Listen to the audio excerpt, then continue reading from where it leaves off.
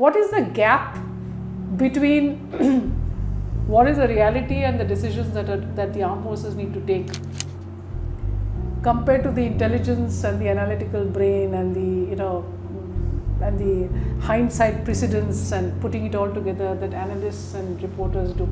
There are times when the army can't even explain itself, because it's better not to explain itself, because you'll be giving out too much and you don't want anybody to know that you know. So are there any completely skewed narratives that have taken place because of this? Like, see, what you're saying is, I understand. In these kind of situations, there are no black and white, Exactly. the shades of grey, because perceptions are there. Like everybody says, like what you're referring to probably is that, most people say the Chinese have not come. And some say, no, the Chinese have occupied a bit of territory. Now, the understanding between India and China have been through various treaties that have been signed. And you find over the years they've occupied a sizable chunk of Ladakh. Now, it hasn't happened overnight. It's happened over the years. And there is no proper boundary other than what we call the line of actual control. Now, if you have LAC, which I have LOC, the line of control with Pakistan. Now, that is first is indicative that there is something different with others. Otherwise, they would have said an international boundary. Border, So since they are not using the word international boundary, they're using these kind of terminology, is indicative that there is some dispute which is occurring. And then in the dispute, that means the settlement of the dispute has yet not taken place. And therefore, the talks are ultimately, we as a nation, war avoidance would be much better, because the enemy is forcing you to go into war. They also would lose a lot. But if they were to lose, some country might lose much more. Some country might lose a little less. So the aim of, say, China would be to put back India economically. That is the aim. Where India would ensure that they reach a level of deterrence, that you don't sort of, unnecessarily show your strength and try to be aggressive with India or wanting to push India, that India wouldn't accept. When you talk about the Chinese, that on the Kailash range for that matter.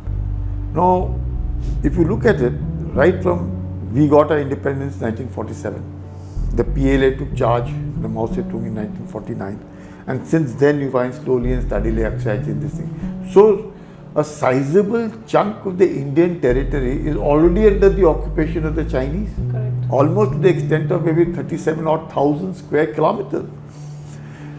In that context, when you say that the Chinese have come and gone, no, the buffer is there, but the buffer is only in the Indian territory. Obviously, it is Indian territory. The whole 37,000 square kilometers which has been occupied by China is Indian territory. It is not their territory, it is our territory. So, we have to regain that territory. So, when we have gone into this buffer, obviously, we have gone into our own to ensure, basically to ensure that there is no, some small error can lead to a catastrophe, because after all, men are armed. And that tempers can fly, and therefore to avoid that kind of a situation, you enter into agreements and various things, so that the two countries don't just start getting to fight at the first instance. So in that context, say Kailash Range, for instance, because the Battle of Razangla of 1962 was fought on this range. I wouldn't say that it is the Chinese are sitting there. No, the Chinese are not sitting there. The Chinese are down below in their this thing, along that lake. So you don't see, for that matter, to at any kind of time that the Chinese have occupied and that finger 4, then finger 8. It's not like that. But you will find that a narrative has been created, and that narrative suits the enemy, because the enemy is quite happy to feel that in psychological warfare, they have, put a kind of a doubt in the mind of the Indians, and that doubt in the mind of the Indians, some Indians, they seem to be playing up. to say that, look, this is what has happened, this is what happened, which I think is incorrect, because that is why talks take place. That is why you found that when the Chinese did what they did in Galwan, the mobilization that took place, and to be able to hold on to it along all the friction points is all indicative that the Chinese have realized that India can retaliate, that India is not going to take it lying down, and that irrespective of the treaties also, and much that they might think that not a shot was fired and losses of men on both sides are there. So I don't think such a situation is good for either of the two countries, because it leads to tremendous amount of tension, because after all the altitudes are very high. Yes. And in those altitudes, living is extremely difficult. And eyeball to eyeball, they have 50,000 troops, we also have 65,000 troops. So that kind of a situation cropping up is not good. And I think in that context, you find the foreign minister talking, you find so many corps commander level talks taking place, some amount of pullback is there. So you will find de-escalation does happen, disengagements at some friction points will take place. So it takes time. There is no denying the fact it will take time. But it is not like, most people will say we've lost a sizable chunk of territory like that. It is not so. We have lost, as I said, 37,000 square kilometers. And that's a legacy issue. Yeah, that's a legacy. And therefore, they're already inside. Yes. And therefore, the salami slicing, what we all talk about, they are attempting to do because they're expansionists, but we are holding on wherever we are. So, ability to keep, and to ensure that these kind of forces do not at any point of time have an upper edge. You find that the troops are always ready.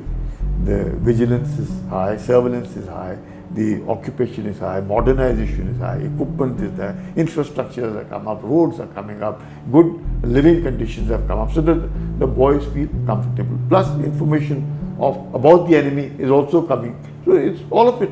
And we must not, as I said, there's no black or white. Correct.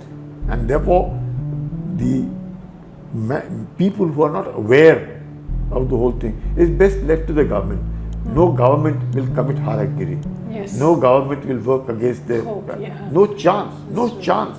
No chance. Whoever will be the government, whichever government will come, it will always. But to show somebody in the poor light just to come to power on grounds of this, I think that is definitely not, I would say, morally correct.